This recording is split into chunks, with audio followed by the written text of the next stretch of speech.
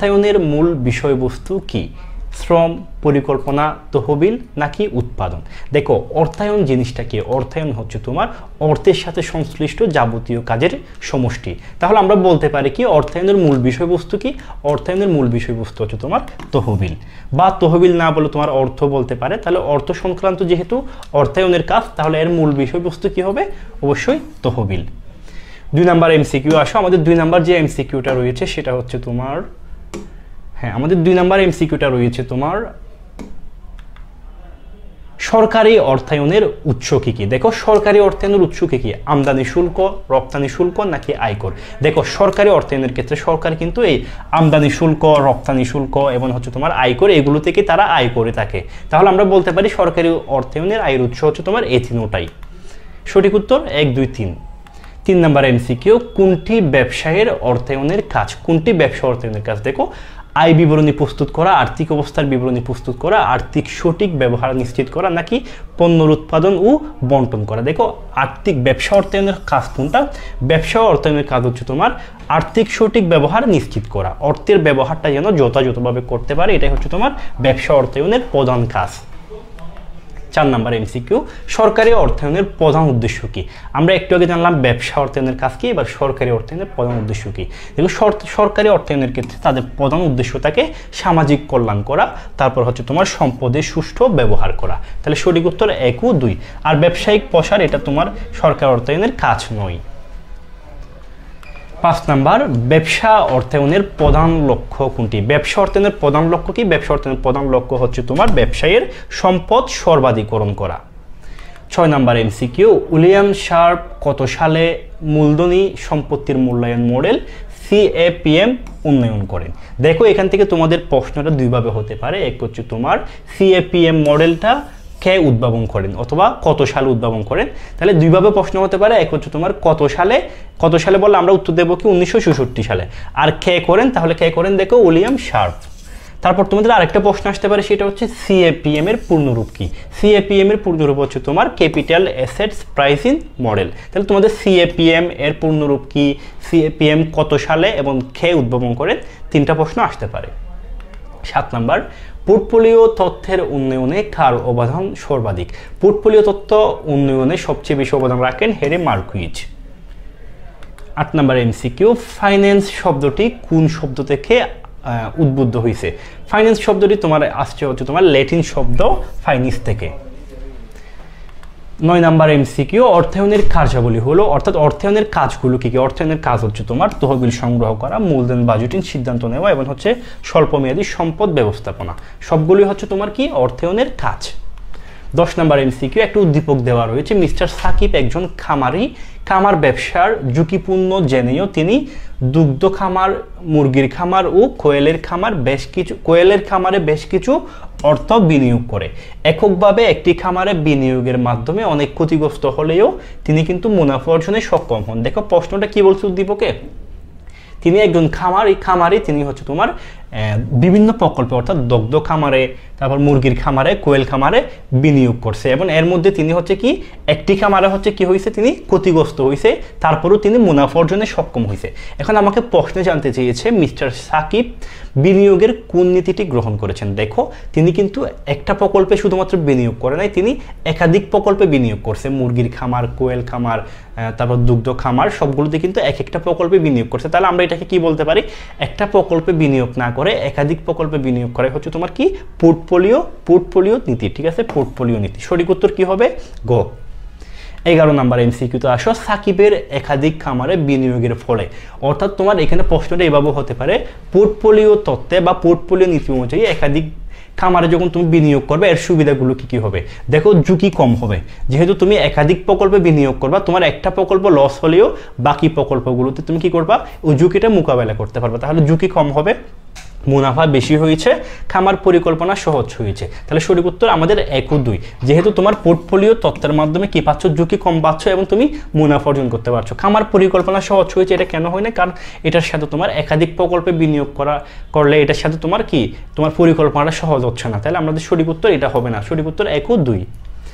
12 number হচ্ছে তোমার বিপরীতমুখী সম্পর্ক বিদ্যমান এরূপ দুটি হলো, অর্থাৎ তোমার বিপরীতমুখী সম্পর্ক রয়েছে কিসের মধ্যে, দেখো মুনাফা ও ঝুঁকির মধ্যে সম্পর্কটা কি বিপরীতমুখী নাকি তোমার হচ্ছে কি ধনাত্মক সম্পর্ক। দেখো মুনাফা যত বৃদ্ধি পাবে তোমার কি হবে, ঝুঁকিও তত বেশি থাকে, অর্থাৎ তোমার যে প্রকল্পের মধ্যে ঝুঁকিটা বেশি সেই প্রকল্পে কিন্তু মুনাফা বেশি হয়। তাহলে এটাকে আমরা বলতে পারি না মুখামুখি সম্পর্ক, আমরা বলতে পারি না, অর্থাৎ বিপরীতমুখী সম্পর্ক বলতে পারি না, এটা তোমার ধনাত্মক সম্পর্ক।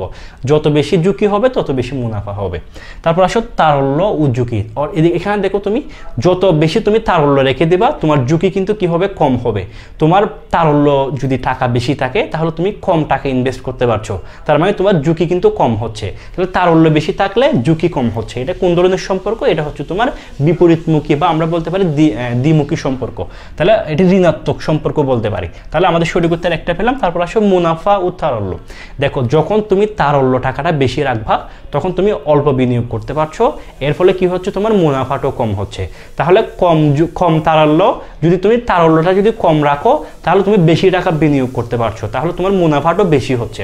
তাহলে তোমার মুনাফা যদি বেশি পেতে হয় তাহলে কি করতে হবে, তোমাকে তারল্যটাও কি করতে হবে, কম রাখতে হবে। তাহলে এখানে সম্পর্কটা দেখো সমমুখী নাকি বিপরীতমুখী, এখানে কিন্তু সম্পর্কটা বিপরীতমুখী। তোমার মুনাফা যদি তুমি বেশি পেতে চাও তোমাকে তারল্য টাকা রাখতে হবে কম, অর্থাৎ বেশি টাকা তোমাকে বিনিয়োগ করতে হবে। তাহলে এটাও কি বিপরীতমুখী সম্পর্ক। তাহলে আমাদের সঠিক উত্তর কি হবে, 2 ও 3। 13 নাম্বার পোর্টফোলিও বিনিয়োগের উদ্দেশ্য কি কি। পোর্টফোলিও নীতি অনুযায়ী যখন তুমি বিনিয়োগ করবে এই বিনিয়োগের উদ্দেশ্যগুলো কি কি, মুনাফা বৃদ্ধি আমরা প্রথমেই পড়েছি, ঝুঁকি হ্রাস, ঠিক আছে, 1 ও 2 সঠিক উত্তর। 14 নাম্বার এমসিকিউ, সম্পদ সর্বাধিকরণ ধারণায় বিবেচনা করা হয়। সম্পদ সর্বাধিকরণের ক্ষেত্রে কি কি বিবেচনা করা হয়, তোমার নগদ প্রবাহ বিবেচনা করা হয় এবং ঝুঁকি বিবেচনা করা হয়। তাহলে সঠিক উত্তর হবে 2 ও 3। 15 নাম্বার অর্থায়নের সামাজিক দায়বদ্ধতা হলো, অর্থায়নের সামাজিক দায়বদ্ধতা ভোক্তার স্বার্থ রক্ষা, এটাও ব্যবস্থাপনার স্বার্থ রক্ষা, শেয়ার হোল্ডারদের স্বার্থ রক্ষা, তিনটাই হচ্ছে তোমার অর্থায়নের সামাজিক দায়বদ্ধতা। সঠিক উত্তর তিনটাই। এরপর আমাদের রয়েছে অর্থের সময় মূল্য। আমাদের 16 নাম্বার যে এমসিকিউটা রয়েছে অর্থের সময় মূল্যের গুরুত্বপূর্ণ। অর্থের সময় মূল্য গুরুত্বপূর্ণ কেন, কারণ হচ্ছে তোমার অনিশ্চয়তা, ভবিষ্যৎ অনিশ্চয়তা, বর্তমানটা তুমি কি করতে পারবা, বুক করতে পারবা, বিনিয়োগের সুযোগ থাকবে, বর্তমান মূল্যটা তুমি চাইলে যে কোনো জায়গায় ইনভেস্ট করতে পারবা। তাহলে এগুলোর কারণে হচ্ছে কি অর্থের সময় মূল্য গুরুত্বপূর্ণ। তিনটাই সঠিক উত্তর আমাদের তিনটাই। 17 নাম্বার অর্থের সমমূল্য ধারণাটি কোন ক্ষেত্রে সর্বাধিক ব্যবহৃত হয়। দেখো অর্থের সমমূল্যটা কোন ক্ষেত্রে সর্বাধিক ব্যবহৃত হয়, তোমার বিনিয়োগ সিদ্ধান্ত গ্রহণের ক্ষেত্রে। যখন তুমি বিনিয়োগ করতে চাইবা কোনো একটা টাকা তখন তোমার সামনে 2টা প্রকল্প থাকবে, এখন তুমি কোন প্রকল্পে বিনিয়োগ করবা। তাহলে এটার ক্ষেত্রে কি করতে হয়, তোমার অর্থের সমমূল্যর সাহায্য নিতে হয়। অর্থের সমমূল্যের মাধ্যমে তুমি যাচাই করতে পারবা কোন প্রকল্পে তুমি বিনিয়োগ করলে সবচেয়ে বেশি টাকা অর্জন করতে পারবা। তাহলে এটা আমরা বলতে পারি কি বিনিয়োগ সিদ্ধান্ত গ্রহণের ক্ষেত্রে অর্থের সমমূল্য ধারণাটি সর্বাধিক ব্যবহৃত হয়। 18 নাম্বার বর্তমানে বার্ষিক 9% সুদের হারে 10 লক্ষ টাকা ব্যাংকে জমা রাখলে কত বছরে তার দ্বিগুণ হবে। দেখো বার্ষিক চক্রবৃদ্ধিকরণের ক্ষেত্রে আমরা জানি কি বিনিয়োগকৃত অর্থ কত বছরে বা কত % সুদের হারে দ্বিগুণ হবে, এটা নির্ণয় করার প্রক্রিয়াকে কি বলা হয়, বিধি 72 বা রুল 72 বলা হয়। তাহলে আমরা যখন বার্ষিক চক্রবৃদ্ধি বলবে এবং কত সময়ে দ্বিগুণ হবে বা কত সুদের হারে দ্বিগুণ হবে এটা জানতে চাইবে, তখন আমরা কোন সূত্রটা প্রয়োগ করব, তখন আমরা বিধি 72 সূত্রটা প্রয়োগ করব। তাহলে আমরা যদি এখানে বিধি 72 সূত্রটা প্রয়োগ করি, আমাকে জানতে চাইছে কত বছরে দ্বিগুণ হবে, তাহলে আমাকে বাহির করতে হবে কি n বাহির করতে হবে। তাহলে আমরা কি জানি রুল 72 এর ক্ষেত্রে তোমার n সমান হচ্ছে 72/i, ঠিক আছে। তাহলে এখন যদি তুমি মানটা বসিয়ে দাও 72/i সমান দেওয়া আছে 9%। তাহলে দেখো তুমি যদি ক্যালকুলেশন করো তাহলে কিন্তু চলে আসবে, কত আসে। আমরা যদি ক্যালকুলেশন করি, আমরা যদি 72কে 9 দ্বারা ভাগ করি, 72/9, তাহলে আমাদের উত্তর আসে 8, ঠিক আছে। আচ্ছা এটা 9 হবে, তাহলে আমাদের সঠিক উত্তর কত, 8 চলে আসছে। আমাদের সঠিক উত্তর হচ্ছে খ। এরপর আসো 19 নাম্বার এমসিকিউ, অর্থের সমমূল্যর সৃষ্টি হওয়ার কারণ কি। দেখো অর্থের সমমূল্য সৃষ্টি হওয়ার কারণ কি, প্রশ্নটা অন্যভাবে হতে পারে, সেটা হচ্ছে তোমার বর্তমান মূল্য এবং ভবিষ্যৎ মূল্যের মধ্যে তারতম্য সৃষ্টি হওয়ার কারণ কি, প্রশ্নটা এইভাবে আসতে পারে। তাহলে দেখো কেন অর্থের সমমূল্য এবং বর্তমান মূল্য এবং ভবিষ্যৎ মূল্যের মধ্যে তোমার পার্থক্য সৃষ্টি হয় এই সুদের হারের কারণে। 20 নাম্বার এমসিকিউ, কয়টি কৌশল ব্যবহার করে অর্থের সময় মূল্য নির্ণয় করা যায়। কয়টি কৌশল ব্যবহার করে, দেখো 2টা কৌশল ব্যবহার করে অর্থের সময় মূল্য নির্ণয় করা যায়। 1 নাম্বার কৌশল হচ্ছে তোমার বর্তমান মূল্য নির্ণয়ের সূত্র ব্যবহার করে, 2 নাম্বার হচ্ছে তোমার ভবিষ্যৎ মূল্য নির্ণয়ের সূত্র ব্যবহার করে। তাহলে সঠিক উত্তর কয়টি হবে, 2টি। 21 নাম্বার, অসীম সময়ের জন্য সমান নগদ প্রবাহের প্রাপ্তি বা প্রদানকে কি বলা হয়? দেখো, অসীম সময়ের জন্য, অর্থাৎ তোমার এখানে কোনো সময় নির্ধারণ করে দেয় নাই, অসীম সময়ের জন্য সমান নগদ প্রবাহ, সমান নগদ প্রবাহের প্রাপ্তি বা প্রদানকে কি বলে? আমরা জানি কি চিরস্থায়ী অ্যানুইটি বা চিরস্থায়ী বৃত্তির ক্ষেত্রে তোমার সময়টা কি করা হয় না, উল্লেখ করা হয় না, তাহলে আমরা বলতে পারি এটা চিরস্থায়ী বৃত্তি। 22 নাম্বার, বাট্টাকরণ পদ্ধতিটি কি বলো? আমরা জানি কি বর্তমান মূল্য নির্ণয় করার প্রক্রিয়াকে কি বলা হয়? বর্তমান মূল্য নির্ণয় করার প্রক্রিয়াকে বাট্টাকরণ বলা হয়। তাহলে অপশনগুলো একটু দেখো, বর্তমান মূল্যের সাথে সম্পৃক্ত, যেহেতু তোমার বর্তমান মূল্য নির্ণয় করার প্রক্রিয়াকে কি বলা হয়? বাট্টাকরণ বলা হয়। তাহলে আমাদের এই অপশনটা সঠিক, বর্তমান মূল্যের সাথে সম্পৃক্ত। চক্রবৃদ্ধিকরণের বিপরীত, তাহলে চক্রবৃদ্ধিকরণ কাকে বলে? চক্রবৃদ্ধিকরণ মানে হচ্ছে তোমার ভবিষ্যৎ মূল্য নির্ণয় করার প্রক্রিয়াকে বলা হয় চক্রবৃদ্ধিকরণ। তাহলে চক্রবৃদ্ধিকরণের বিপরীত বর্তমান মূল্য, তাহলে আমরা বলতে পারি কি এই অপশনটাও সঠিক। বাট্টার পরিমাণ নির্ধারণ প্রক্রিয়া, এটা কোনো বাট্টার পরিমাণ নির্ধারণ প্রক্রিয়া নয়, তাহলে সঠিক উত্তর 2। এখান থেকে তোমাদের প্রশ্ন হতে পারে বাট্টাকরণ কাকে বলে? তাহলে উত্তর কি বলবা? বর্তমান মূল্য নির্ণয় করার প্রক্রিয়াকে বাট্টাকরণ বলা হয়। আর চক্রবৃদ্ধিকরণ কাকে বলে? ভবিষ্যৎ মূল্য নির্ণয় করার প্রক্রিয়াকে চক্রবৃদ্ধিকরণ বলা হয়। 23 নাম্বার এমসিকিউ, বাট্টার হার বাড়লে বর্তমান মূল্য কেমন হবে? দেখো, বাট্টার হার বাড়লে অর্থাৎ সুদের হার যদি বাড়ে তোমার বর্তমান মূল্য কেমন হবে? তাহলে দেখো, তোমাকে যদি আমি একটা এক্সাম্পলের মাধ্যমে বুঝাই, মনে করো তুমি কোনো ব্যাংক থেকে তুমি 5 বছর পরে বা 1 বছর পরে, ধরো তুমি কোনো ব্যাংক থেকে 1 বছর পরে 1000 টাকা পেতে চাও, ঠিক আছে? ব্যাংক তোমাকে 10% সুদ দেবে, তাহলে তোমাকে বর্তমানে কত টাকা জমা রাখতে হবে? দেখো, কত টাকা জমা রাখতে হবে, আমি যদি ম্যাথটা করি, তাহলে বর্তমানে কত টাকা জমা রাখতে হবে? তাহলে এখানে তুমি কোন সূত্রটা প্রয়োগ করবা? অবশ্যই ফিবি সূত্রটা প্রয়োগ করবা। আমরা জানি কি FB divided by 1 plus I whole to the power n, ঠিক আছে? তাহলে আমরা যদি মানটা বসাই, তুমি ভবিষ্যতে কত টাকা পেতে চাও? 1000 টাকা, তাহলে আমরা 1000 বসালাম, আর এখানে যদি দিই I সমান হচ্ছে কত পার্সেন্ট বললাম? 10%, n সমান বললাম 1 বছর, তাহলে তোমাকে বর্তমানে কত টাকা জমা রাখতে হবে? আমরা যদি এটাকে ক্যালকুলেশন করি, দেখো আমাদের মানটা আসে FB সমান 1000 ভাগ 1 প্লাস 0.10, তোমাকে বর্তমানে 909.09 টাকা জমা রাখতে হবে। তুমি যদি ভবিষ্যতে 10% সুদের হারে তুমি যদি 909 টাকা জমা রাখো, তাহলে তুমি 1 বছর পরে গিয়ে 1000 টাকা পাবা, ঠিক আছে? তাহলে এখন যদি আমি এই বাট্টার হারটা যদি এখানে বলছি কি বাট্টার হার বাড়লে, তাহলে আমি যদি এখানে 10%-এর জায়গায় 15% দিই, বাট্টার হারটা যদি আমি 15% দিই, তাহলে আমার ক্যালকুলেশনটা কেমন হয়? দেখো, আমি যদি এখানে 15% লিখি, তাহলে তুমি যদি ক্যালকুলেশন করো, জাস্ট 10-এর জায়গায় তুমি 15 লিখবা, তাহলে তোমাকে জমা রাখতে হচ্ছে কয় টাকা জানো? তোমাকে জমা রাখতে হচ্ছে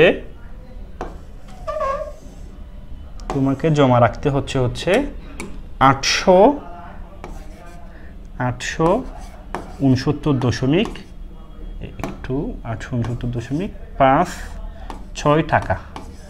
তাহলে দেখো, তুমি যখন আমাদের সুদের হার 10% ছিল, তখন তোমাকে জমা রাখতে হইতো কয় টাকা? 900 কয় টাকা। আর যখন এটাকে আমি সুদের হারটা বাড়িয়ে দিলাম, বাট্টার হারটা যখন বাড়িয়ে দিলাম, 15% যখন করে দিছি, তখন তোমাকে জমা রাখতে হচ্ছে 800 কয় টাকা? 69 টাকা। তাহলে বলো তো দেখি, বাট্টার হার বাড়লে বর্তমান মূল্য কেমন হয়? তাহলে বর্তমান মূল্য বাড়ছে নাকি কমছে? অবশ্যই কমছে, তাহলে সঠিক উত্তর কি হবে? কমবে, ঠিক আছে? আশা করছি তোমরা বুঝতে পেরেছো।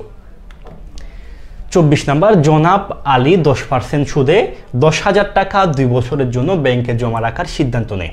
10% সরল সুদে 2 বছরে কত টাকা সুদ পাবে? দেখো, তিনি কি করছে? 10% সুদে, সরল সুদে 10,000 টাকা 2 বছরের জন্য একটা ব্যাংকে জমা রাখছে। তাহলে 10% সরল সুদে 2 বছরে তিনি কয় টাকা পাবে? তাহলে আমরা সূত্রটা কি জানি? সরল সুদ নির্ণয়ের সূত্রটা কি জানি? সিম্পল ইন্টারেস্ট সমান P into I into N, ঠিক আছে? তাহলে আমরা যদি P এর মানটা কত, দেখো প্রিন্সিপাল তোমার বা বর্তমান মূল্য দেওয়া আছে কত? 10,000 টাকা। প্রিন্সিপাল বা তোমার হচ্ছে কি মূলধন সমান দেওয়া আছে 10,000, তাহলে ইন্টু করবো কত? 10%, I সমান 10%, ইন্টু N সমান কত? N সমান 2, যেহেতু দ্বিতীয় বছর বলছে। তাহলে তুমি যদি এটাকে ক্যালকুলেশন করো, তাহলে তোমার মান আসে কত? দেখো, 10,000 ইন্টু 10% ইন্টু 2, তাহলে তোমার উত্তর আসে হচ্ছে 2000 টাকা। তাহলে দেখো, 2 বছর পরে কত টাকা সুদ পাবে? 2000 টাকা সুদ পাবে। তাহলে আমাদের সঠিক উত্তর কোনটা? সঠিক উত্তর হচ্ছে গ। আশা করছি এটাও বুঝতে পেরেছো। 25 নম্বরে আসো, নিচের উদ্দীপকটি পরে 25-26 নম্বর প্রশ্নের উত্তর দাও। মিস্টার আলী সিটি ব্যাংকের একটি স্কিমে 1 লক্ষ টাকা জমা রাখেন। সিটি ব্যাংক লিমিটেডের এই স্কিমে 5 বছর 10% হারে চক্রবৃদ্ধি সুদ দেবে। তাহলে দেখো, আমাকে প্রশ্নে জানতে চেয়েছে মিস্টার আলীর ব্যাংক জমাকৃত টাকাকে কোন ধরনের নগদ প্রবাহে অন্তর্ভুক্ত করা হয়। তাহলে একটু বলো তো দেখি। তিনি দেখো কাজটা কি করছে, তিনি একটা স্কিমে এককালীন তিনি 1 লক্ষ টাকা জমা রাখছে। কয় বছরের জন্য? 5 বছরের জন্য। তাহলে আমাকে বলো এই নগদ প্রবাহটা কোন ধরনের? এটা কি তোমার সাধারণ বার্ষিক ভিত্তি, নাকি তোমার অগ্রিম বার্ষিক ভিত্তি, নাকি তোমার এককালীন নগদ প্রবাহ, নাকি তোমার মিশ্র নগদ প্রবাহ? দেখো, তোমার সাধারণ বার্ষিক ভিত্তি কোনটা? সাধারণ বার্ষিক ভিত্তির ক্ষেত্রে তোমার নগদ প্রবাহটা একাধিকবার হবে এবং নগদ জমাটা তোমার বছরের শেষে হবে। তাহলে এখানে কি তোমার একাধিকবার নগদ প্রবাহ হয়েছে? হয় নাই। তাহলে এই উত্তরটা সঠিক নয়। 2 নম্বর যে অপশনটা, অগ্রিম বার্ষিক ভিত্তি। অগ্রিম বার্ষিক ভিত্তি কোনটা? যখন তোমার নগদ প্রবাহটা একাধিকবার হবে এবং তোমার নগদ প্রবাহটা তোমার বছরের শুরুতে হবে বা মাসের শুরুতে হবে। তাহলে এখানে তো তোমার একাধিকবার নগদ প্রবাহ হয় নাই, তাহলে এটাও সঠিক উত্তর নয়। আর মিশ্র নগদ প্রবাহ, এটাও সঠিক উত্তর নয়। কেন? কারণ মিশ্র নগদ প্রবাহের ক্ষেত্রে তোমার একাধিকবার নগদ প্রবাহ থাকবে এবং এক একটা নগদ প্রবাহ তোমার কি হবে? এক এক রকম হবে। অর্থাৎ তুমি প্রথম বছরে 1000 টাকা রাখছো, দ্বিতীয় বছরে 15,000 টাকা, তৃতীয় বছরে 20,000 টাকা, তাহলে টাকার পরিমাণটা ভিন্ন ভিন্ন থাকবে। তাহলে এটাও সঠিক উত্তর নয়। তাহলে দেখো, তিনি হচ্ছে এককালীন টাকাটা রাখছে। তাহলে আমাদের সঠিক উত্তর কি হবে? এককালীন নগদ প্রবাহ। আশা করছি তোমরা এই বিষয়টা বুঝতে পেরেছো। 26 নম্বরে আসো, মিস্টার আলী 5 বছর শেষে কত টাকা পাবে? তাহলে দেখো, 5 বছর পরে কত টাকা পাবে? তাহলে এককালীন নগদ প্রবাহের ক্ষেত্রে তোমার ভবিষ্যৎ মূল্য নির্ণয়ের সূত্রটা কি? দেখো, ভবিষ্যৎ মূল্য সমান আমরা কি জানি? FB সমান আমরা জানি কি? FB সমান PB into 1 plus I whole to the power n। তাহলে তুমি যদি মানটা বসিয়ে দাও, PB সমান কত? 1 লক্ষ টাকা। তাহলে 1 লক্ষ টাকা যদি আমি বসাই, I সমান দেওয়া আছে 10% মেবি, হ্যাঁ 10%, আর n সমান 5 বছর, হ্যাঁ 5 বছর। তাহলে এখন তুমি যদি ক্যালকুলেশন করো তাহলে কিন্তু তোমার উত্তরটা চলে আসবে। দেখো, 1 লক্ষ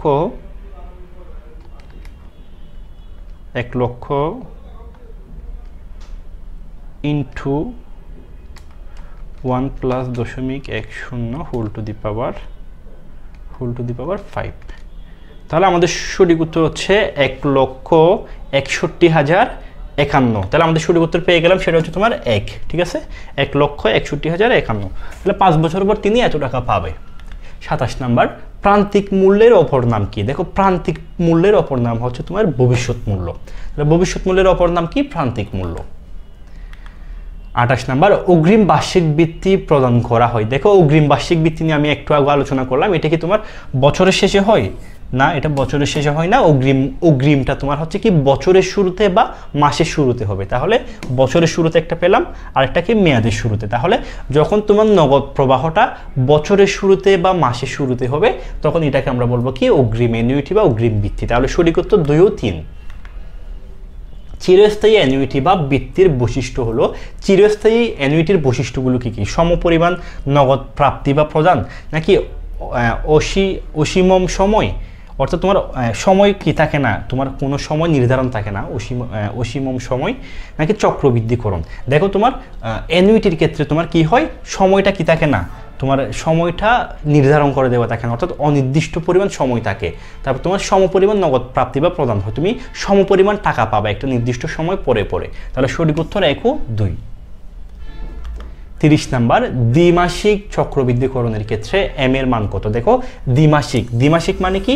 তোমাকে 2 মাস পরে পরে সুদ দেবে। তাহলে 2 মাস পরে পরে যদি তোমাকে সুদ দেয়, তাহলে m এর মান কত? m এর মান হচ্ছে তোমার 6। এখান থেকে তোমাদের আরেকটা প্রশ্ন আসতে পারে, সেটা হচ্ছে তোমার পাক্ষিক। এই প্রশ্নটা খুবই গুরুত্বপূর্ণ। পাক্ষিকের ক্ষেত্রে তোমার m এর মান কত? দেখো, পাক্ষিক মানে হচ্ছে তোমার 15 দিন পর পর তোমাকে সুদ দেবে। কয়দিন পর পর? 15 দিন পর পর। তাহলে m সমান কত? পাক্ষিকের ক্ষেত্রে তোমার m সমান হচ্ছে 24। ঠিক আছে, এটা মাথায় রাখবে, এটা খুবই গুরুত্বপূর্ণ। ঋণ পরিশোধের সূচিতে প্রদর্শন করা হয়। ঋণ পরিশোধের সূচিতে কি কি প্রদর্শন করা হয়? সুদের পরিমাণ থাকে, কিস্তির পরিমাণ থাকে, আসলের পরিমাণ থাকে। তিনটাই সঠিক।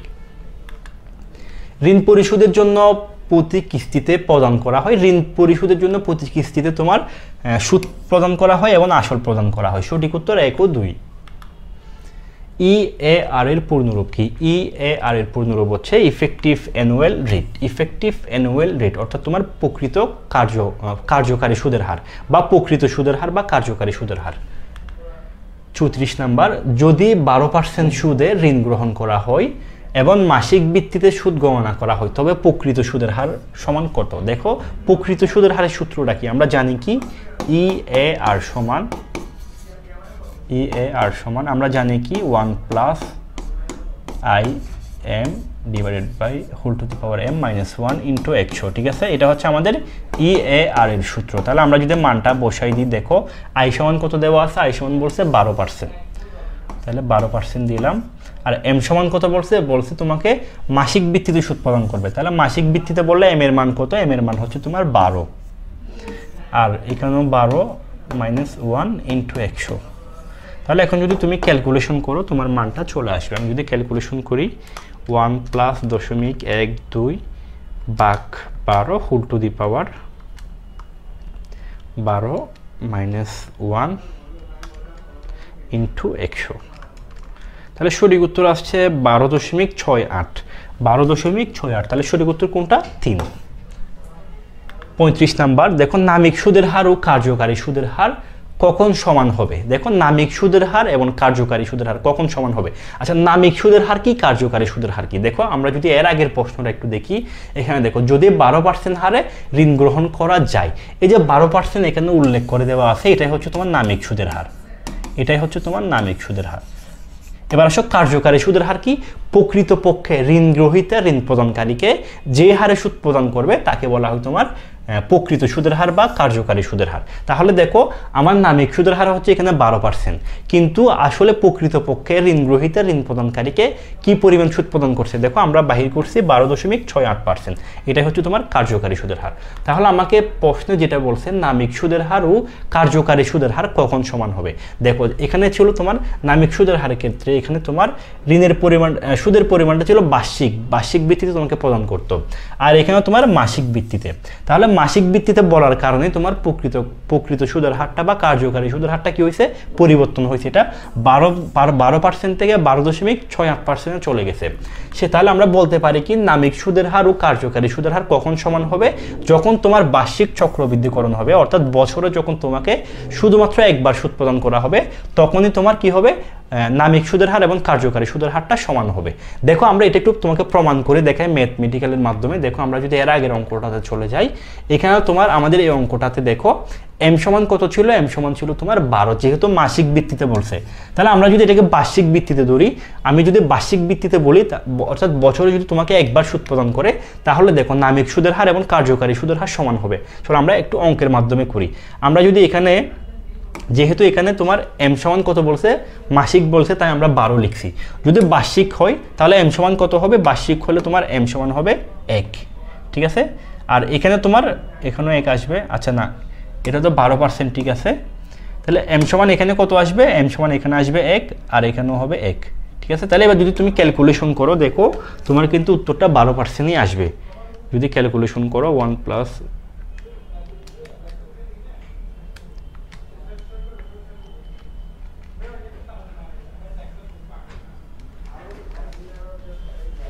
ইন্টু 100, হ্যাঁ, তাহলে দেখো তোমার উত্তরটা কিন্তু 12%ই আসছে। তাহলে আমি যেটা তোমাকে বোঝাতে চাচ্ছি সেটা হচ্ছে তোমার নামিক সুদের হার এবং কার্যকারী সুদের হারটা সমানটা কখন হবে? যখন তোমার বার্ষিক চক্রবৃদ্ধি হবে, অর্থাৎ বছরে যখন তোমাকে একবার সুদ প্রদান করবে, তখনই তোমার নামিক সুদের হার এবং কার্যকারী সুদের হার সমান হবে। 34 নাম্বার, নামিক সুদের হার। আচ্ছা হ্যাঁ, আমরা এরপর অধ্যায়ে চলে আসছি দীর্ঘমেয়াদী অর্থায়ন। দেখো দীর্ঘমেয়াদী অর্থায়নের উৎস কোনটি? দীর্ঘমেয়াদী অর্থায়নের উৎস হচ্ছে তোমার স্টক ও বন্ড। ট্রেজারি বন্ড ইস্যু করে কে? ট্রেজারি বন্ড তোমার ইস্যু করে সরকার। আর সিটি কর্পোরেশন, বাণিজ্যিক ব্যাংক, এগুলো হচ্ছে তোমার কোম্পানি যদি তোমাকে ইস্যু করে সেটাকে আমরা বলবো কর্পোরেট বন্ড। আর যদি তোমার হচ্ছে কি স্থানীয় সরকার যদি তোমাকে ইয়াটা ইস্যু করে, তখন আমরা সেটাকে বলবো কি মিউনিসিপাল বন্ড। আর বৈদেশিক সরকার যদি তোমাকে কি করে বন্ড ইস্যু করে, আমরা সেটাকে বলবো বৈদেশিক বন্ড। তাহলে ট্রেজারি বন্ড কে ইস্যু করে? সরকার ইস্যু করে।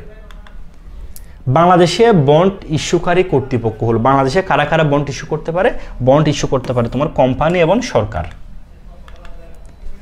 শূন্য কুপন বন্ডের বৈশিষ্ট্য বা জিরো কুপন বন্ডের বৈশিষ্ট্য কোনগুলো? লিখিত মূল্যে বিক্রয় করা হয়, কম মূল্যে বিক্রয় করা হয়, নাকি সুদের হার থাকে না? দেখো তোমার জিরো কুপন বন্ড বা তোমার শূন্য কুপন বন্ডের ক্ষেত্রে এখানে কি থাকে না? সুদের হার দেওয়া থাকে না।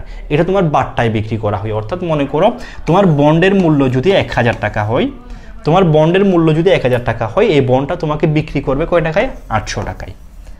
দেখো তাহলে এটা কিসে বিক্রি করা হয়েছে? বাট্টায় বিক্রি করা হয়েছে। তাহলে মাঝখানে যে 200 টাকা ঘাটতি আছে, এই 200 টাকা তোমার লাভ হবে, ঠিক আছে? যখন তোমার কাছ থেকে বন্ডটা ও আবার পুনরায় ক্রয় করে নিবে, তখন তোমার থেকে সে কিন্তু 1000 টাকায় বন্ডটা কি করবে? ক্রয় করবে। মাঝখানে 200 টাকাটা তোমার লাভ হবে।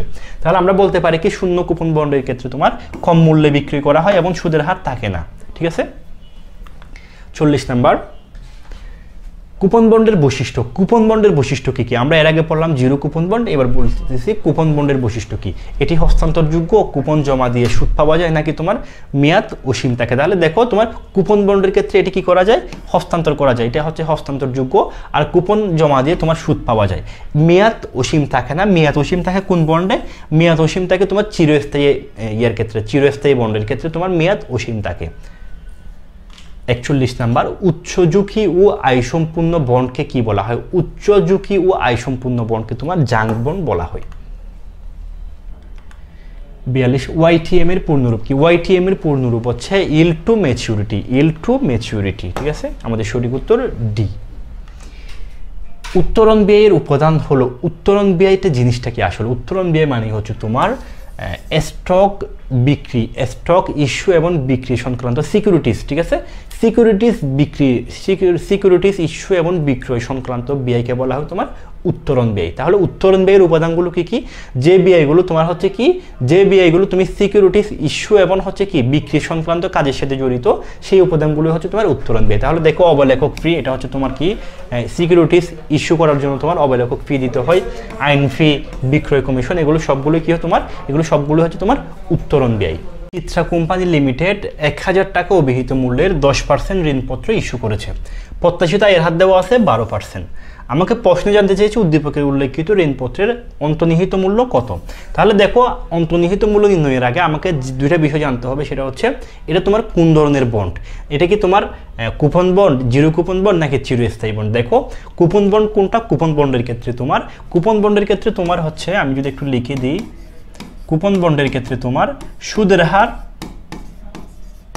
সুদের হার এবং হচ্ছে তোমার, সুদের হার এবং হচ্ছে তোমার মেয়াদ উল্লেখ থাকবে, মেয়াদ, ঠিক আছে?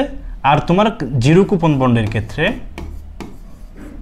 জিরো কুপন বন্ডের ক্ষেত্রে তোমার শুধুমাত্র মেয়াদ উল্লেখ থাকবে, শুধুমাত্র মেয়াদ উল্লেখ থাকবে। আর চিরস্থায়ী বন্ডের ক্ষেত্রে, চিরস্থায়ী বন্ডের ক্ষেত্রে তোমার শুধুমাত্র সুদের হার উল্লেখ থাকবে, সুদের হার উল্লেখ থাকবে। তাহলে দেখো আমাকে বলো তো একটু, যে বন্ডের ক্ষেত্রে তোমার সুদের হার এবং মেয়াদ দুটাই উল্লেখ থাকে তাকে কি বন্ড বলে? তাকে কুপন বন্ড বলে। আর যে বন্ডের ক্ষেত্রে শুধুমাত্র মেয়াদ উল্লেখ থাকে, সুদের হার উল্লেখ থাকে না, তাকে কি বলা হয়? তাকে বলা হয় তোমার জিরো কুপন বন্ড। আর যে বন্ডের ক্ষেত্রে তোমার সুদের হার উল্লেখ থাকে কিন্তু মেয়াদ উল্লেখ থাকে না, তাকে কি বলা হয়? চিরস্থায়ী বন্ড। তাহলে আমাকে একটু কষ্ট করে বলে তো এটা কোন ধরনের বন্ড? উদ্দীপকে যেটা দেওয়া আছে এটা কোন ধরনের বন্ড? দেখো এখানে কিন্তু সুদের হার উল্লেখ আছে, সুদের হার উল্লেখ আছে, কেডি উল্লেখ আছে, কিন্তু তোমার এখানে কি উল্লেখ নেই? এখানে তোমার মেয়াদটা উল্লেখ নেই। মেয়াদ উল্লেখ আছে এখানে কোথাও, এখানে কোথাও মেয়াদ উল্লেখ নেই। তাহলে যে বন্ডের ক্ষেত্রে মেয়াদ উল্লেখ থাকে না তাকে কি বন্ড বলা হয়? তাকে তোমার হচ্ছে তোমার চিরস্থায়ী বন্ড বলা হয়। তাহলে চিরস্থায়ী বন্ডের অন্তর্নিহিত মূল্য সমান আমরা কি জানি? আই ডিভাইডেড বাই কেডি, ঠিক আছে? এটা হচ্ছে তোমার চিরস্থায়ী বন্ডের ক্ষেত্রে সূত্র। তাহলে আমরা যদি এখন মানটা বসিয়ে দিয়ে আই সমান কত, দেখো আই সমান তোমার সুদের হার দেওয়া আছে 10%, আর এখানে তোমার অন্তর্নিহিত অভিহিত মূল্য দেওয়া আছে 1000 টাকা। তাহলে তোমার 1000 টাকার উপর যদি তুমি সুদের হারটা দাও তাহলে তুমি আই সমান পেয়ে যাবা। তাহলে তোমার 10% হলে আমি একটু শূন্য কাটিয়ে দেবো, তাহলে আমাদের উত্তর হবে কত? আই সমান হচ্ছে তোমার 100 টাকা, ঠিক আছে? তারপর কেডি সমান কত দেওয়া আছে? প্রত্যাশিত এর হার দেওয়া আছে তোমার 12%, 12%, ঠিক আছে? আমি যদি এখন ক্যালকুলেশন করি তাহলে কিন্তু আমার উত্তরটা চলে আসবে। যদি তোমরা ক্যালকুলেশন করো,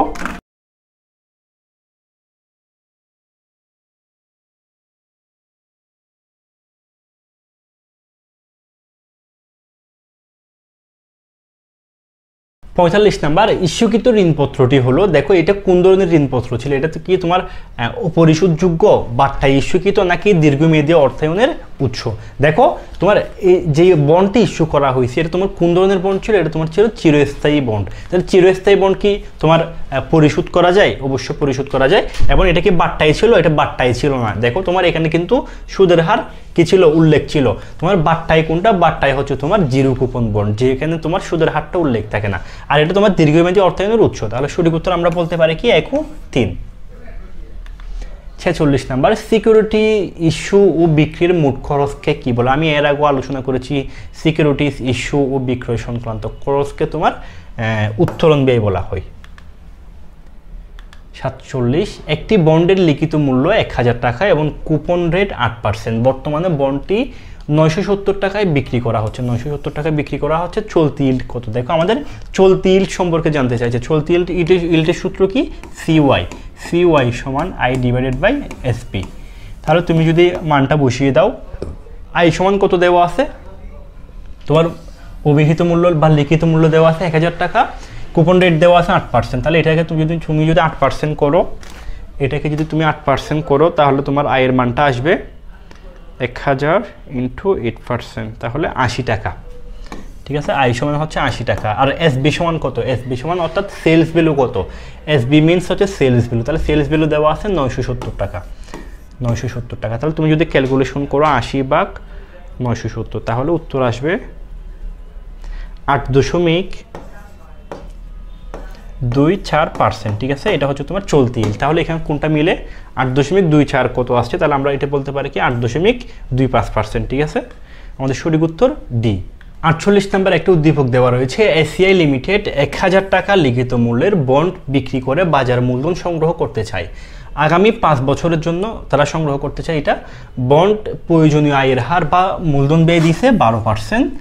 তাহলে আমাকে প্রশ্ন জানতে চাইছে এসিআই লিমিটেড কর্তৃক ইস্যুকৃত বন্ডটির নাম কি। দেখো এটা কোন ধরনের বন্ড, আমরা জানি কি যে বন্ডের তোমার হচ্ছে কি মেয়াদকাল উল্লেখ থাকে কিন্তু সুদের হার উল্লেখ থাকে না, তাকে কি বন্ড বলা হয়। তোমার যে বন্ডের ক্ষেত্রে শুধুমাত্র মেয়াদ উল্লেখ থাকে কিন্তু সুদের হার উল্লেখ থাকে না, তাকে আমরা বলবো জিরো কুপন বন্ড। তাহলে আমাদের সঠিক উত্তর পেয়ে গেলাম জিরো কুপন বন্ড। আমাদের এখানে কিন্তু কোথাও সুদের হার উল্লেখ নাই, এখানে তোমার 12%। এটা হচ্ছে কি, এটা হচ্ছে তোমার কেডি মিনস কি বললাম, আয়ের হার বা প্রত্যাশিত আয়ের হার, বা এটাকে আমরা বলতে পারি কি মূলধন ব্যয় বলা হয়। তাহলে প্রত্যাশিত আয়ের হার দেওয়া আছে কিন্তু আমাদের এখানে কোথাও কি দেওয়া নাই, সুদের হার দেওয়া নাই, যার কারণে আমরা এটাকে বলবো কি জিরো কুপন বন্ড। আর যে বন্ডের ক্ষেত্রে সুদের হার এবং মেয়াদ দুটোই উল্লেখ থাকবে সেটা হচ্ছে তোমার কুপন বন্ড। আর যে বন্ডের ক্ষেত্রে শুধুমাত্র সুদের হার দেওয়া থাকবে, মেয়াদ উল্লেখ থাকবে না, তাকে আমরা বলবো চিরস্থায়ী বন্ড। আমরা 49 এসিআই লিমিটেড কর্তৃক ইস্যুকৃত বন্ডের মূল্য কত। আমাদের এসিআই কর্তৃক ইস্যুকৃত বন্ডের মূল্য আমাদের এখন বাহির করতে হবে। তাহলে আমরা প্রথমে আইডেন্টিফাই করলাম এটা কোন ধরনের বন্ড, এটা হচ্ছে তোমার জিরো কুপন বন্ড। তাহলে জিরো কুপন বন্ডের সূত্র কি, আমরা জানি কি জিরো কুপন বন্ড সমান MB divided by 1 + KD whole to the power n। ঠিক আছে, তাহলে আমরা যদি এখন মানটা বসিয়ে দিই, আমাদের MB সমান দেওয়া আছে কত, MB সমান হচ্ছে তোমার 1000 টাকা, 1000 টাকা দেওয়া আছে। তারপর কি দেওয়া আছে, আই। কেডি সমান দেওয়া আছে কত, কেডি সমান 12%, এন সমান 5 বছর। তাহলে তোমরা যদি এটাকে ক্যালকুলেশন করো, আমরা মানটা পাই 1000 ভাগ 1+.12 হোল টু দি পাওয়ার 5। তাহলে আমাদের উত্তর আসে 567. তাহলে আমরা যদি দেখি 567, হ্যাঁ এটা ঠিক আছে, এটা হচ্ছে আমাদের সঠিক উত্তর। 567.42 আসছে এখানে। তাহলে আমরা সঠিক উত্তরটা পেয়ে গেলাম। এরপর 50 নম্বরে আসো, নিচের কোন শেয়ার হোল্ডারদের ভোটিং রাইট রয়েছে। দেখো কোন শেয়ার হোল্ডারদের ভোটাধিকার রয়েছে, পার্টিসিপেটিং শেয়ার, অগ্রাধিকার শেয়ার, রূপান্তরযোগ্য শেয়ার নাকি সাধারণ শেয়ার। দেখো আমরা জানি কি তোমার সাধারণ শেয়ার যারা মালিক রয়েছেন তাদের হচ্ছে কি রয়েছে, তাদের হচ্ছে তোমার ভোটার অধিকারটা রয়েছে। তাহলে সঠিক উত্তর সাধারণ শেয়ার হোল্ডার। 51 নম্বর, দীর্ঘমেয়াদী অর্থ সংস্থানের মেয়াদ হলো, দীর্ঘমেয়াদী অর্থ সংস্থানের মেয়াদ কত, 5 বছরের ঊর্ধ্বে হতে হবে। আর তোমার 1 থেকে 1 বছরের মধ্যে, 1 বছরের ভিতরে এটাকে আমরা বলবো স্বল্প মেয়াদী। আর তোমার 1 থেকে 5 বছরের মধ্যে এটাকে আমরা বলবো মধ্যমেয়াদী। আর 5 থেকে 5-এর ঊর্ধ্বে এটাকে বলবো আমরা দীর্ঘমেয়াদী। 52 নম্বর, নিচের কোনটি সংকর জাতীয় সিকিউরিটিজ বলা হয়? কোনটাকে তোমার সংকর জাতীয় সিকিউরিটিজ বলা হয়? অগ্রাধিকার শেয়ারকে তোমার সংকর জাতীয় সিকিউরিটিজ বলা হয়। অগ্রাধিকার শেয়ার হোল্ডারদের সীমাবদ্ধতা হলো, অগ্রাধিকার শেয়ার মালিকদের সীমাবদ্ধতা কি? তারা হচ্ছে তোমার পরিচালনায় অংশগ্রহণ করতে পারে না, তাদের ভোটাধিকার নাই। ঠিক আছে, তাহলে সঠিক উত্তর 1 ও 2, এতটুকু। 54 নম্বর, আসো আমরা অষ্টম অধ্যায়ে চলে আসছি, মূলধন বাজেটিং ও বিনিয়োগ সিদ্ধান্ত। মূলধন বাজেটিং কোন ধরনের প্রক্রিয়া? বলতো মূলধন বাজেটিং কোন ধরনের প্রক্রিয়া? এটি একটি তোমার মূল্যায়ন প্রক্রিয়া। মূলধন বাজেটিং হচ্ছে তোমার দীর্ঘমেয়াদী বিনিয়োগ সিদ্ধান্ত গ্রহণ প্রক্রিয়া, সর্বোত্তম প্রকল্প নির্বাচন, কম ঝুঁকিতে বেশি মুনাফা অর্জনকারী প্রকল্প চিহ্নিতকরণ। তিনটাই সঠিক। মূলধন বাজেটিং এর গুরুত্ব হলো, মূলধন বাজেটিং এর গুরুত্ব কি? মূলধন বাজেটিং এর গুরুত্ব হচ্ছে তোমার দীর্ঘমেয়াদী সম্পদ সংগ্রহ, সঠিক বিনিয়োগ সিদ্ধান্ত, 1 ও 2। 57 নম্বর, মূলধন বাজেটিং এর প্রয়োগ করা হয় কি কি ক্ষেত্রে? তোমার মূলধন বাজেটিং প্রয়োগ করা হয় সম্পদ প্রতিস্থাপনের ক্ষেত্রে, তারপর হচ্ছে তোমার স্থায়ী সম্পদ ক্রয়ের ক্ষেত্রে তোমার এই মূলধন বাজেটিংকে প্রয়োগ করা হয়। মূলধন বাজেটিং এর সীমাবদ্ধতাগুলো কি? মূলধন বাজেটিং এর সীমাবদ্ধ হচ্ছে তোমার অনিশ্চয়তা, মূলধন ব্যয় পরিবর্তনযোগ্য এবং হচ্ছে তোমার উৎপাদন ব্যয় পরিবর্তন। এই তিনটাই সঠিক উত্তর। অর্থের সমমূল্য বিবেচনা করা হয় কি কি? কিসের ক্ষেত্রে তোমার অর্থের সমমূল্য বিবেচনা করা হয়? আইআরআর এর ক্ষেত্রে তোমার অর্থের সমমূল্য বিবেচনা করা হয় এবং এনপিবির ক্ষেত্রেও অর্থের সমমূল্য বিবেচনা করা হয়। আর এই দুইটাই হচ্ছে তোমার হচ্ছে আধুনিক পদ্ধতি, আর তোমার এই এআরআরটা হচ্ছে তোমার, এটা হচ্ছে তোমার সনাতন পদ্ধতি, যে ক্ষেত্রে তোমার কি করা হয় না, অর্থের সমমূল্য বিবেচনা করা হয় না। গড় উপার্জন হার পদ্ধতির উদ্দেশ্য কি? গড় উপার্জন হার পদ্ধতির উদ্দেশ্য হচ্ছে তোমার প্রকল্পের লাভজনকতা নির্ণয় করা। আমরা কি করি? গড় উপার্জন হারের ক্ষেত্রে তোমার দুইটা প্রকল্পের মধ্যে কোন প্রকল্পে সবচেয়ে বেশি আমরা হচ্ছে কি মুনাফা বেশি উপার্জন করতে পারবো, তাহলে সেক্ষেত্রে আমরা কি করি? মুনাফা অর্জন যাচাইয়ের ক্ষেত্রে তোমার আমরা কি করি? এই গড় উপার্জন হার পদ্ধতিটা ব্যবহার করি। তাহলে আমরা বলতে পারি কি প্রকল্পের লাভজনকতা নির্ণয়, এটা আমাদের সঠিক উত্তর। মূলধন বাজেটিং সিদ্ধান্ত একটি প্রতিষ্ঠানের জন্য কেমন প্রক্রিয়া? মূলধন বাজেটিং সিদ্ধান্ত একটি প্রতিষ্ঠানের জন্য তোমার দীর্ঘমেয়াদী প্রক্রিয়া, যেহেতু তোমার এটা দীর্ঘমেয়াদী বিনিয়োগের ক্ষেত্রে কি করা হয়? প্রয়োগ করা হয়, এটা একটা দীর্ঘমেয়াদী প্রক্রিয়া। 62, মূলধন বাজেটিং প্রক্রিয়ার প্রধান উদ্দেশ্য কি? মূলধন বাজেটিং প্রক্রিয়ার প্রধান উদ্দেশ্য সম্পদ অপচয় না করা, এটা নয়। দীর্ঘমেয়াদী বিনিয়োগ করা, অর্থের সঠিকভাবে ব্যয় করা, নাকি স্বল্প মেয়াদী তোমার বিনিয়োগ সিদ্ধান্ত গ্রহণ। দেখো মূলধন বাজেটিংয়ের ক্ষেত্রে তোমার হচ্ছে দীর্ঘমেয়াদী বিনিয়োগের ক্ষেত্রে তোমার কি করা হয়? এই মূলধন বাজেটিং প্রক্রিয়াটা অনুসরণ করা হয়। তাহলে আমরা বলতে পারি দীর্ঘমেয়াদী বিনিয়োগ করা হচ্ছে কি মূলধন বাজেটিং প্রক্রিয়ার প্রধান উদ্দেশ্য। একটা উদ্দীপক দিয়েছে আবারও, এসিআই লিমিটেড কোম্পানি 3 লক্ষ টাকা ব্যয়ে একটি মেশিন কিনতে চায়। মেশিনটির আয়ুষ্কাল ধরা হয়েছে 5 বছর। মেশিনটির ভগ্নাবশেষ মূল্য দেওয়া আছে 30,000 টাকা। সরলরৈখিক পদ্ধতিতে তারা অবচয় ধার্য করে। আমাকে প্রশ্ন জানতে চাইছে মেশিনটির বার্ষিক অবচয়ের পরিমাণ কত। তাহলে দেখো আমরা বার্ষিক অবচয়টা কীভাবে নির্ণয় করব? সরলরৈখিক ক্ষেত্রে আমরা হচ্ছে কি করব? মেশিনটির মূল্য থেকে আমরা কি করব? ভগ্নাবশেষ মূল্য বিয়োগ করব। তাহলে আমরা অবচয় সমান দিতে পারি কি? অবচয় সমান আমরা কি করব? মেশিনের মূল্য থেকে আমরা ভগ্নাবশেষ মূল্যটা বিয়োগ করব। তাহলে 3 লক্ষ থেকে আমরা কি করব? ভগ্নাবশেষ মূল্যটা আমরা বিয়োগ করব। দেন আমরা ভাগ করব কত দ্বারা? আয়ুষ্কাল দ্বারা। আয়ুষ্কাল কত? 5 বছর। তাহলে আমরা যদি 3 লাখ থেকে 30,000 বিয়োগ করলে 2,70,000 হয়। আমরা যদি 2,70,000কে 5 বছর দ্বারা ভাগ করি তাহলে আমাদের সঠিক উত্তর আসে 2,70,000 ডিভাইডেড বাই 5, সঠিক উত্তর হচ্ছে 54,000 টাকা। তাহলে আমরা সঠিক উত্তর পেয়ে গেলাম বার্ষিক অবচয়ের পরিমাণ 54,000 টাকা। 64 নাম্বার, প্রকল্পটির গড় বিনিয়োগ কত? তাহলে গড় বিনিয়োগের সূত্রটা কি? গড় বিনিয়োগের সূত্র হচ্ছে তোমার, আমরা যদি এখানে করি এই প্রাথমিক বিনিয়োগ এবং ভগ্নাবশেষ মূল্যকে আমরা যোগ করব। তাহলে প্রাথমিক বিনিয়োগ কত? আমরা এখানে লিখতে পারি গড় বিনিয়োগ সমান, প্রাথমিক বিনিয়োগ দেওয়া আছে তোমার 3 লক্ষ টাকা, এটাকে যোগ করব 30,000 ভগ্নাবশেষ মূল্য দ্বারা। এখন এটাকে আমরা কি করব? ভাগ করব তোমার হচ্ছে গড় বিনিয়োগের ক্ষেত্রে, ভাগ করব তোমার 2 দ্বারা। ঠিক আছে, তাহলে 2 দ্বারা যদি ভাগ করি আমাদের উত্তর কত আসে? দেখো আমাদের উত্তর আসে হচ্ছে, আমরা যদি এটাকে যোগ করি, এটা একটু ঠিক করে লিখি, দেখো 3,30,000 হয় আমাদের। 3,30,000 ভাগ করব 2 দ্বারা, তাহলে 1,65,000 আসে। ঠিক আছে, 1 লক্ষ গড় বিনিয়োগ হচ্ছে 1,65,000। তাহলে আমরা যদি এখন দেখি আমাদের অপশন 1, হ্যাঁ সঠিক উত্তর 1। ঠিক আছে, এটা হচ্ছে তোমার গড় বিনিয়োগ। তাহলে গড় বিনিয়োগের সূত্রটা কি ছিল? গড় বিনিয়োগের সূত্র ছিল তোমার প্রাথমিক বিনিয়োগ যোগ ভগ্নাংশের মূল্য ডিভাইডেড বাই দেবো আমরা 2। তাহলে আমাদের সঠিক উত্তরটা চলে আসবে 65। আবার একটু উদ্দীপক দেওয়া রয়েছে, জনাব সিরাজ একটি নতুন কারখানা স্থাপনের সিদ্ধান্ত নিয়েছে। তিনি মূল্যায়ন করে দেখছেন যে কারখানাটি স্থাপন করলে আগামী 5 বছরের মধ্যে বিনিয়োগকৃত অর্থ ফেরত আসবে। তাহলে দেখো তিনি সিদ্ধান্ত নিয়েছে কি 5 বছরের মধ্যে তার বিনিয়োগকৃত টাকা ফেরত আসবে। প্রশ্নে জানতে চেয়েছে জনাব সিরাজ কোন পদ্ধতি ব্যবহার করে বিনিয়োগ সিদ্ধান্ত গ্রহণ করছে। তাহলে আমরা কি জানি, তোমার পেব্যাক সময়ের ক্ষেত্রে তোমার কত বছরে তোমার বিনিয়োগকৃত টাকা ফেরত আসবে এটা আমরা নির্ণয় করতে পারি। তাহলে আমরা বলতে পারি পেব্যাক সময়। সঠিক উত্তর ক। উদ্দীপকে জনাব সিরাজের ব্যবহৃত পদ্ধতিটির সীমাবদ্ধতা হলো, অর্থাৎ তোমাকে এখানে বলছে পেব্যাক সময় পদ্ধতির সীমাবদ্ধতাগুলো কি কি। দেখো পেব্যাকের সীমাবদ্ধ হচ্ছে তোমার সকল নগদ প্রবাহ বিবেচনা করে না এবং হচ্ছে তোমার অর্থের সময়মূল্য বিবেচনা করা হয় না।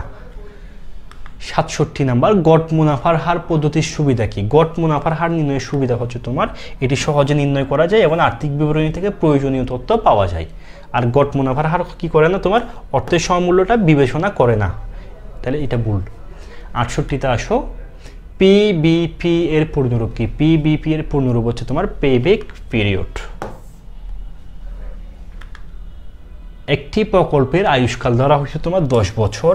উক্ত প্রকল্পের গড় নিট মুনাফা 30,000 টাকা এবং গড় বিনিয়োগ ধরা হয়েছে 60,000 টাকা।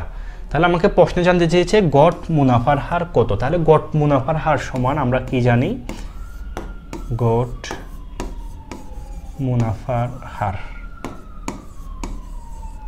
সমান, তাহলে আমরা দিতে পারি কি গড় বিনিয়োগ না নিট মুনাফা। নিট মুনাফা কত দেওয়া আছে? 30,000 টাকা।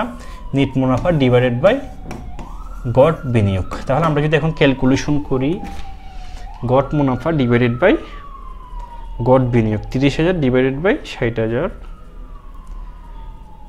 তাহলে উত্তর আসে 50%। ঠিক আছে, তাহলে আমরা সঠিক উত্তর পেয়ে গেলাম 50%।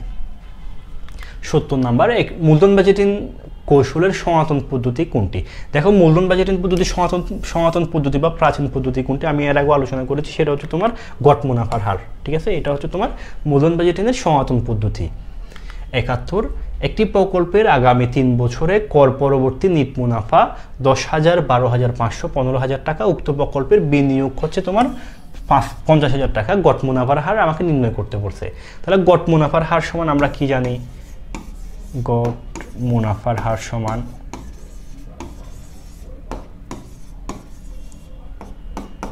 আমরা কি করব, আমাদের গড় মুনাফাগুলো আগে কি করব, কর পরবর্তী নিট মুনাফাগুলোকে আমরা কি করব, যোগ করব। আমরা যদি যোগ করি 10,000 যোগ, আমরা যদি মোবাইলে ক্যালকুলেশনে যোগ করি 10,000 যোগ 10,000 যোগ 12,500 যোগ 15,000 ভাগ 3 দেবো। তাহলে এখানে যেহেতু 3 বছর, সেজন্য আমরা কি করব, গড় বাহিরের ক্ষেত্রে তোমার সবগুলোকে যোগ করে যত বছর আমরা তত বছর দ্বারা ভাগ করবো। এখানে যেহেতু 3 বছর দেওয়া আছে তাই আমরা 3 দ্বারা ভাগ করব। তাহলে আমাদের আসে হচ্ছে 12,500। তাহলে আমরা গড় মুনাফা পেলাম কত, 12,500। ঠিক আছে, তাহলে এটাকে আমরা ভাগ করব গড় বিনিয়োগ দ্বারা। তাহলে গড় বিনিয়োগ কত, গড় বিনিয়োগ হচ্ছে তোমার 50,000 টাকা বিনিয়োগ দেওয়া আছে। তাহলে এটাকে যদি আমরা ভাগ করি তাহলে আমাদের আসে হচ্ছে কত, 25,000। ঠিক আছে, 25,000 টাকা। তাহলে এখন যদি তুমি 12,500কে 25,000 দ্বারা ভাগ করো তাহলে আমাদের আসে আবারও 50%। তাহলে সঠিক উত্তর গ।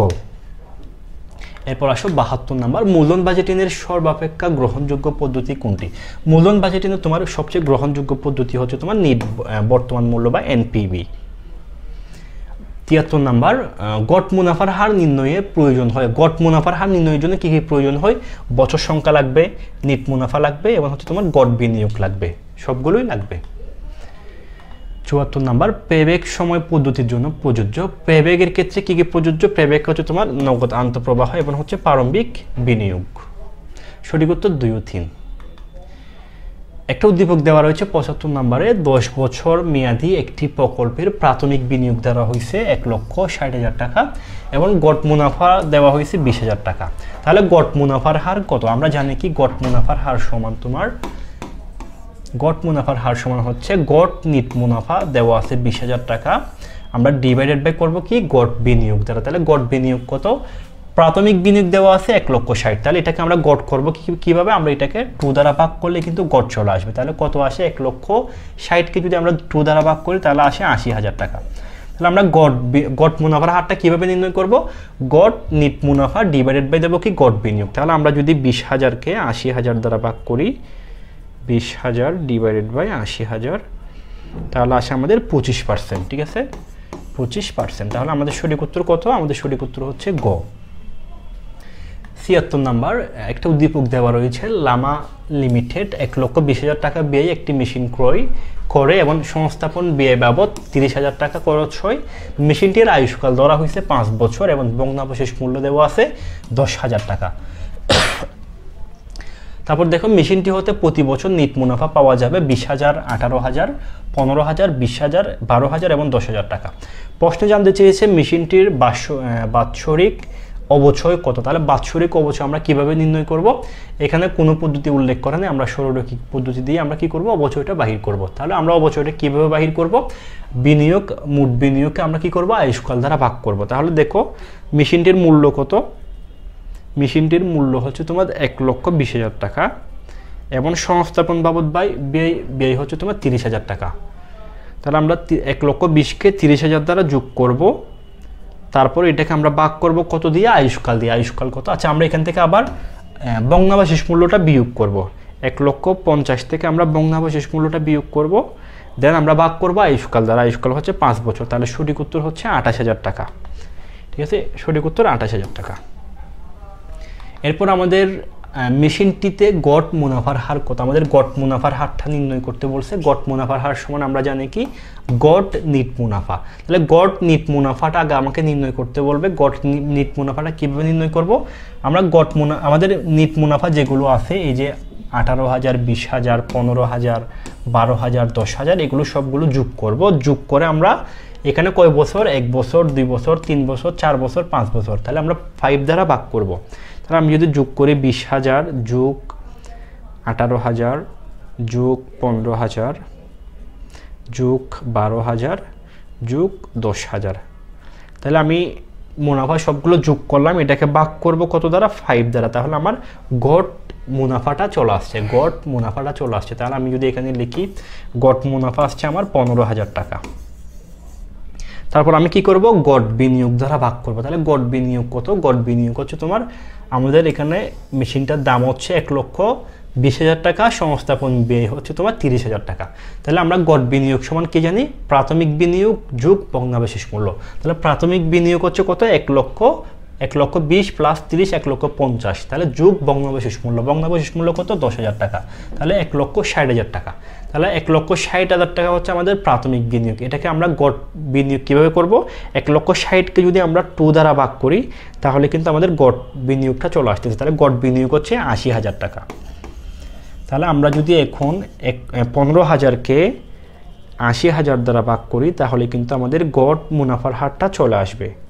তাহলে 18.75। তাহলে দেখো আমাদের উত্তরটা চলে আসছে 18.75। এরপর আসো 78 নাম্বার, আমাদের সর্বশেষ অধ্যায় ঝুঁকি ও মুনাফার হার থেকে। দেখো আমাদের প্রথম যে এমসিকিউটা রয়েছে, নিচের কোনটি ঝুঁকিমুক্ত সিকিউরিটি?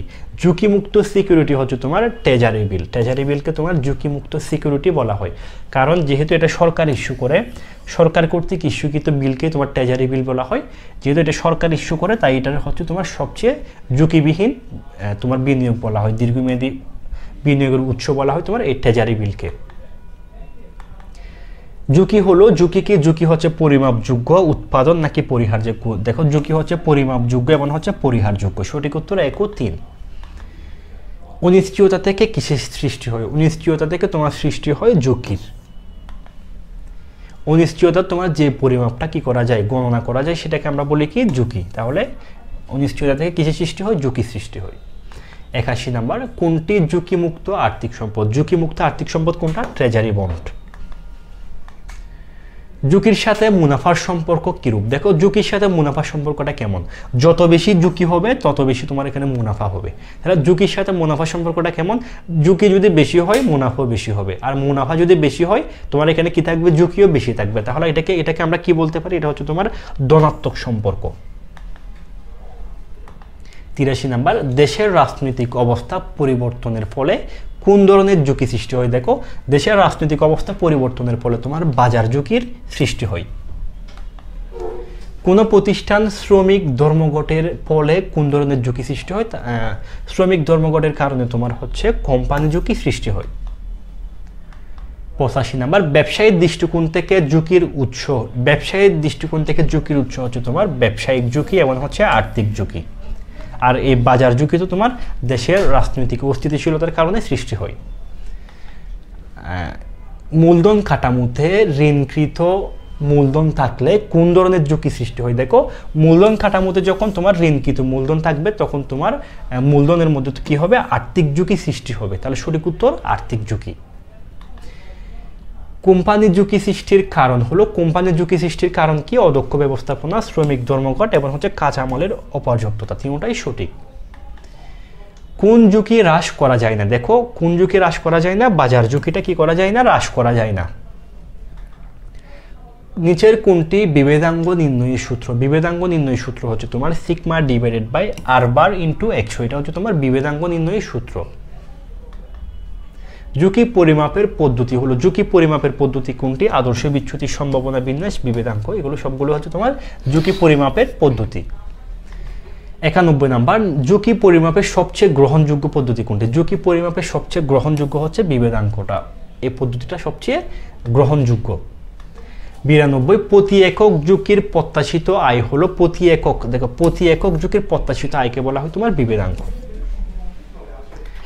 93 নাম্বার, আদর্শ বিচ্যুতিকে গড় মুনাফার হার দ্বারা ভাগ করলে নিচের কোনটি পাওয়া যায়? যখন তুমি আদর্শ বিচ্যুতিকে গড় মুনাফার হার দ্বারা ভাগ করবা তাহলে আমাদের ফলাফল আসবে সিগমা। সঠিক উত্তর বি। ঠিক আছে। 94 নাম্বার, একটা উদ্দীপক দিচ্ছে রিমা শাহজালাল ব্যাংকের 100 শেয়ার, সন্ধানী ইন্স্যুরেন্সে 150 শেয়ার এবং হচ্ছে যমুনা অয়েলের 200 শেয়ার এবং জেনারেল ইলেকট্রনিক্সের 50টি শেয়ার ক্রয় করলো। রিমার বিনিয়োগ কোন প্রকৃতির? দেখো তিনি কি করছে, বিভিন্ন প্রকল্পে বিনিয়োগ করছে।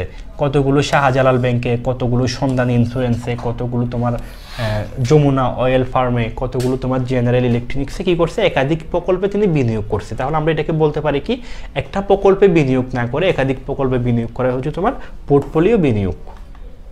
সঠিক উত্তর গ। 95 নাম্বার, এরূপ বিনিয়োগের ফলে রিমা কি ধরনের সুবিধা পাবে? এখান থেকে প্রশ্ন অন্যভাবে হতে পারে, সেটা হচ্ছে তোমার পোর্টফোলিও বিনিয়োগের ফলে কি কি সুবিধা পায়। দেখো পোর্টফোলিও বিনিয়োগের ফলে তোমার ঝুঁকি হ্রাস হয়। ঠিক আছে, সঠিক উত্তর ক। 96 নাম্বার, সিএপিএম এর অনুমতি শর্তাবলী হলো, সিএপিএম এর অনুমতি শর্তাবলী হচ্ছে তোমার অর্থনীতিতে কোনো প্রকার মুদ্রাস্ফীতি থাকবে না এবং হচ্ছে তোমার কোনো আয়কর থাকবে না। ঠিক আছে, 1 ও 3 সঠিক উত্তর। 97 নাম্বার, অপরিহারযোগ্য ঝুঁকি নিচের কোনটি দ্বারা পরিমাপ করা হয়? অপরিহারযোগ্য ঝুঁকি পরিমাপ করা হয় তোমার বিটা দ্বারা। 98 নাম্বার, বাজার ঝুঁকির মান কত? বাজার ঝুঁকির মান হচ্ছে তোমার 1। 99, আমাদের 99 নাম্বার এমসিকিউ হচ্ছে একটি কোম্পানির মুনাফার আদর্শ বিচ্যুতি দেওয়া আছে 20%। আদর্শ বিচ্যুতি কত? 20%। গড় মুনাফার হার দেওয়া আছে কত? 8%। তাহলে আমাকে জানতে চাইছে বিভেদাঙ্ক কত? বিভেদাঙ্ক সমান আমরা কি জানি, আমরা যদি তোমার মুনাফার আদর্শ বিচ্যুতিকে যদি আমরা কি করি না, গড় মুনাফার হারকে যদি আমরা আদর্শ বিচ্যুতি দ্বারা ভাগ করি তাহলে কিন্তু আমাদের উত্তরটা চলে আসবে। আমি যদি করি, আমরা যদি ক্যালকুলেশন করি,